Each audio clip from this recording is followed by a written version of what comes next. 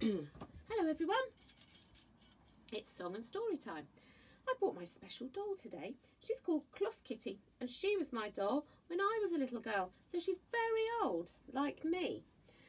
So she's going to sit here while I sing the song, and it's a lullaby. Hush-a-bye, my little one, now it's time for sleeping. Hush-a-bye, my little one, tiny stars are peeping. See the darkness all around, all earth's creatures make no sound. Now it's time for sleeping. Hush-a-bye, my little one, now it's time for sleeping. Hush-a-bye, my little one, tiny stars are peeping.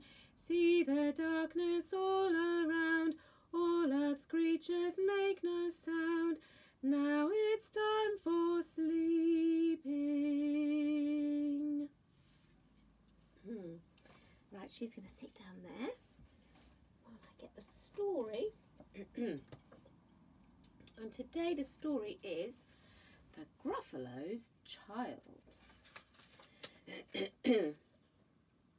The Gruffalo said that no Gruffalo should ever set foot in the deep dark wood. Why not? Why not? Because if you do, the big bad mouse will be after you. I met him once, said the Gruffalo. I met him a long, long time ago. What does he look like? Tell us, Dad. Is he terribly big and terribly bad?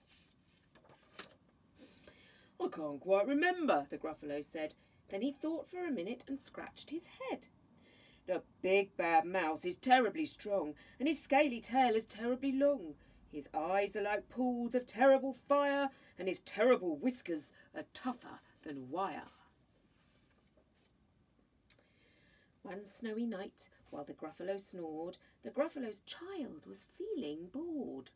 The Gruffalo's child was feeling brave, so she tiptoed out of the Gruffalo cave. The snow fell fast and the wind blew wild. Into the woods went the Gruffalo's child. Aha! Oh-ho! A trail in the snow. Whose is this trail and where does it go?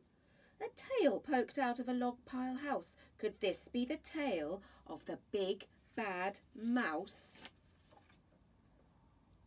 Out slid the creature. His eyes were small and he didn't have whiskers. No, none at all. You're not the mouse. Not I, said the snake. He's down by the lake, eating Gruffalo cake. The snow fell fast and the wind blew wild. I'm not scared, said the Gruffalo's child. Aha! Oh-ho! Marks in the snow. Whose are these claw marks? Where do they go? Two eyes gleamed out of a treetop house. Could these be the eyes of the big bad mouse? Down flew the creature. His tail was short, and he didn't have whiskers of any sort. You're not the mouse. Ooh, not I, but he's someone nearby, eating Gruffalo pie. The snow fell fast and the wind blew wild. I'm not scared, said the Gruffalo's child. Aha! Aha! A track in the snow. Whose is this track? And where does it go? Whiskers at last, and an underground house. Could this be the home of the big bad mouse?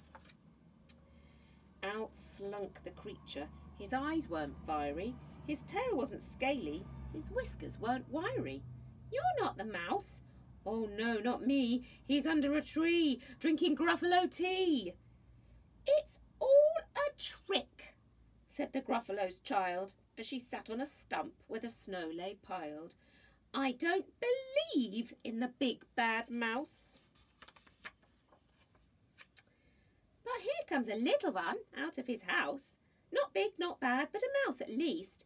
You'll taste good as a midnight feast.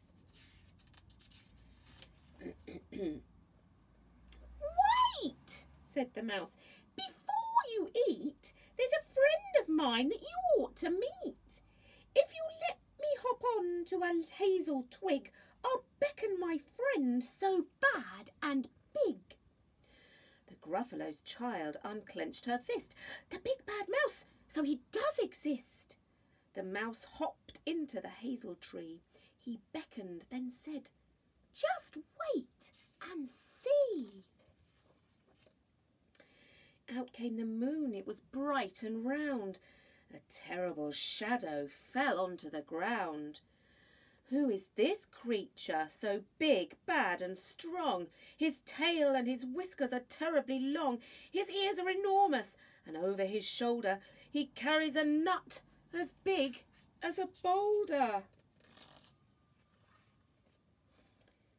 "The big bad mouse!" yelled the Gruffalo's child. The mouse jumped down from the twig and smiled. "Aha! Oh-ho! Prints in the snow. Whose are these footprints? Where do they go?"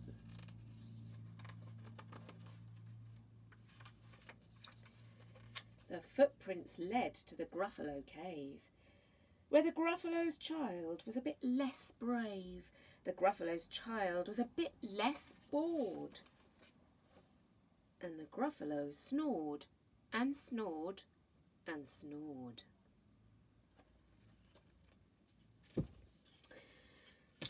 Stay well, everybody. Stay safe, and I'll see you very soon. Bye.